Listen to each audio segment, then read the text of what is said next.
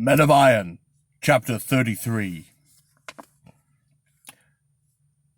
There was a little time of restlessness, rustling silence, during which the constable took his place in the seat appointed for him, directly in front of and below the king's own throne.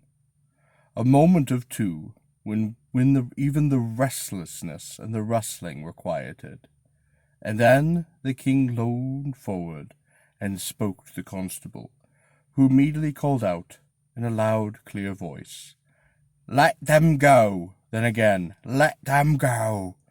Then for the third and last time, "Let them go, and do their endeavour in God's name."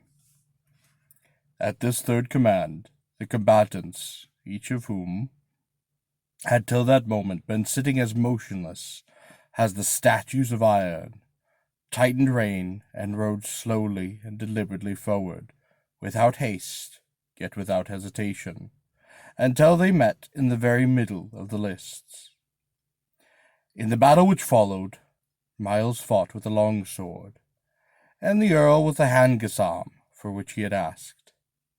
The moment they met, the combat was opened, and for a time nothing was heard but the thunderous clashing and clamour of blows, now and then rising with a ceaseless uproar and din, now and then beating intermittently, now and then pausing occasionally, as the combatants spurred together, checked, wheeled, and recovered.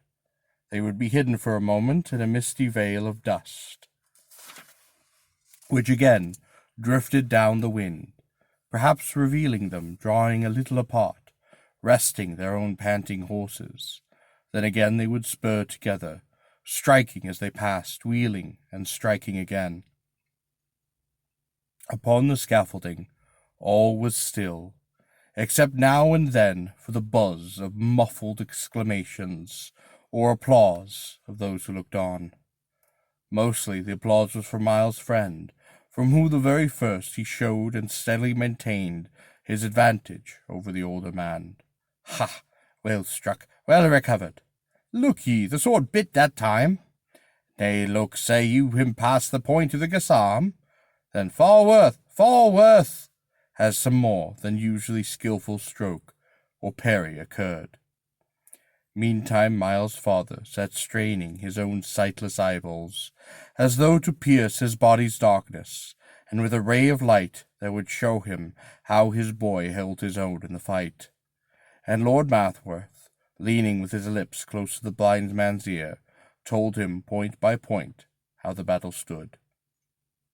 "Fear not, Gilbert," said he at pause in the flight. "He holds his own right well." Then after a while, "God is with us, Gilbert. Albin is twice wounded and his horse fails. One little while longer, and victory is ours." A longer and more continuous interval of combat followed this last assurance, during which Myles drove the assault quite fiercely and relentlessly, as though to overbear his enemy by the very power and the very violence of the blows he delivered. The Earl defended himself quite desperately, as it was borne back, further and further. Every nerve of those who looked on was stretched to a breathless tenselessness. When, almost as his enemy was against the barriers, Myles paused and rested. "Out upon it!" exclaimed the Earl of Mackworth, almost shrill in his excitement, as the sudden lull followed the crushing of blows. "Why does the boy spare him? That is thrice he has given him grace to recover. If he had pushed the battle, he would have driven him back against the barriers." It was as the Earl had said. Myles 3 times had given his enemy grace when victory was almost in his very grasp. He had 3 times spared him, in spite of all he and those dear to him must suffer, should his cruel and merciless enemy gain victory. It was a false and a foolish generosity, partly the fault of his impulsive youth, more largely of his romantic training in the artificial code of French chivalry. He felt that the battle was his, and so he gave his enemy these 3 chances to recover, as some chevalier or knight-errant of romance might have done, instead of pushing the combat to a mercifully speedy end, and his foolish generosity finally cost him dear. In the momentary pause that had thus stirred the Earl of Mackworth to sudden outbreak, the Earl of Alban sat upon his panting, sweating war-horse, facing his powerful young enemy at about 12 paces distance. He sat himself as still as a rock, holding his gazam poised in front of him. He had, as the Earl of Mackworth had said, been wounded twice, and each time with the point of the sword. So much more dangerous than a direct cut with the weapon. One wound was beneath his armor, and no one but he knew how serious it might be. The other was under the overlapping of the epaulet, and from it a finger's breadth of blood ran straight down his side and over the housings of his horse. From without, the still motionless iron figure appeared calm and quite expressionless. But within, who knows what blasts of hate, rage, and despair swept his own heart as with a fiery whirlwind. As Myles looked at the motionless, bleeding figure, his heart swelled with pity. "My lord," said he, "ye are so wounded, and the fight is against you. Will you not yield?" No one but the other heard the speech, and no one but Myles heard the answer that came back, quite hollow and cavernous. "Never, dog, never." Then in an instant, as quick as a flash, his enemy spurred straight upon Myles, and as he spurred he struck a desperate springing blow, in which he threw in one final effort all the strength of hate and fury and despair. Myles whirled his horse backward, warding the blow with his shield as he did so. The blade glanced from the smooth face of the shield, and whether by mistake or no, fell straight and quite true, and with almost undiminished force upon the neck of Myles's own war-horse, just behind the ears. The animal staggered forward, and then fell upon its knees. At the same instant the other, as though by the impetus of the rush, dashed full upon it with all the momentum lent by the weight of iron it carried. The shock was irresistible, and the stunned and wounded horse was flung itself upon the ground, rolling over and over, and as his horse fell, Myles wrenched one of his feet out of the stirrup. The other caught itself for an instant, and he was flung headlong with stunning violence, his armor crashing as he fell. In the cloud of dust that arose, no one could see just what had happened. But that what was done deliberately, no one doubted.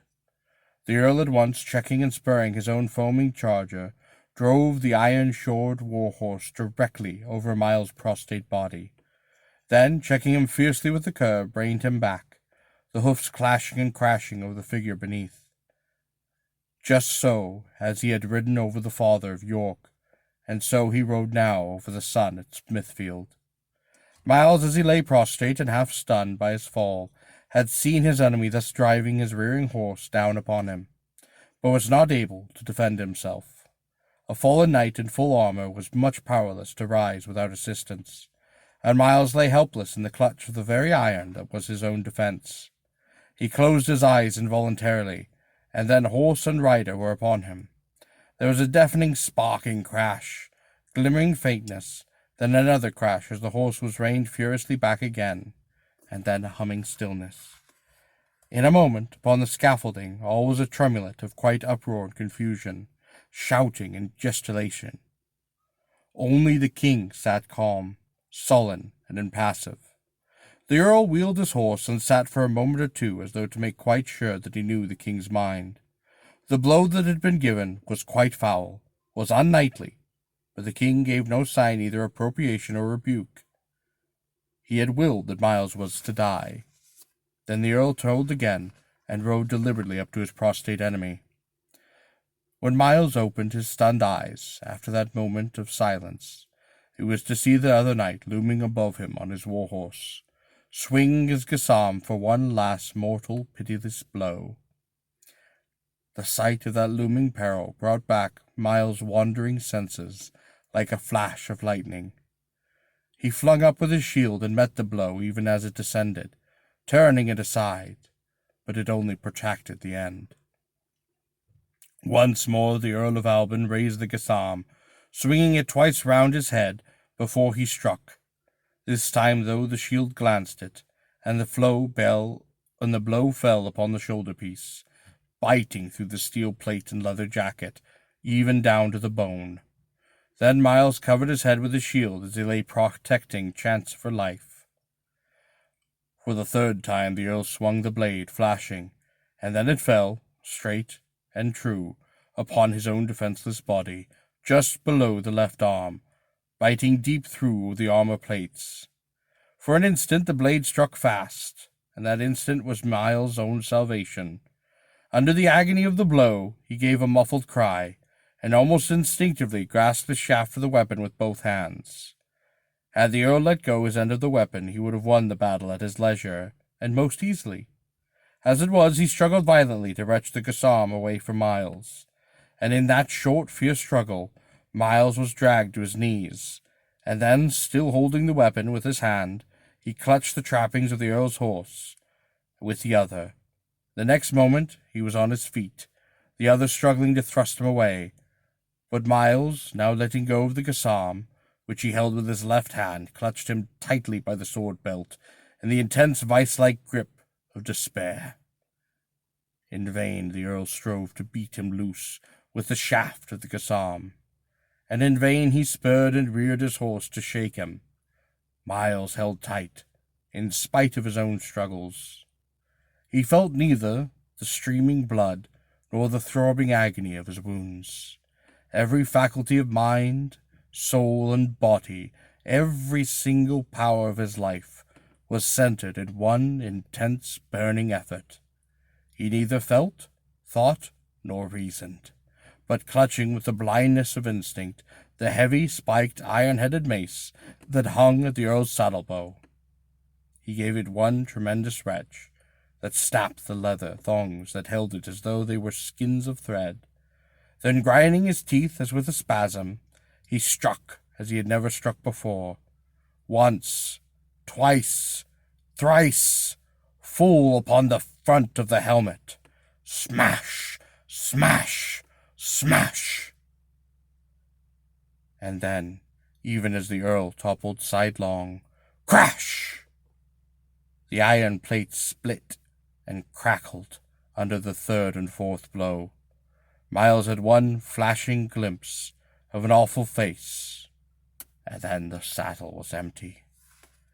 As he held tight to the horse, panting, dizzy, and sickened to death, he felt the hot blood gushing from his side, filling his body's armor, and staining the ground upon which he stood. Still he held tightly to the saddle-bow of the fallen man's horse, until, through his glimmering sight, he saw the marshal, the lieutenant, and the other attendants slowly gather round him. He heard the marshal ask him, in a voice that sounded quite faint and distant, if he were dangerously wounded. He did not answer, and one of the attendants, leaping from his horse, opened the visor of his helmet, disclosing the dull, hollow eyes, the ashy, colorless lips, and the waxen forehead, upon which stood great beads of sweat. "Water! Water!" he cried hoarsely. Give me water." Then, quitting his hold upon the horse, he started blindly across the lips toward the gate of the barrier. A shadow that chilled his heart seemed to fall upon him. "It is death," he muttered. Then he stopped, swayed for an instant, and toppled headlong, crashing as metal plates as he fell.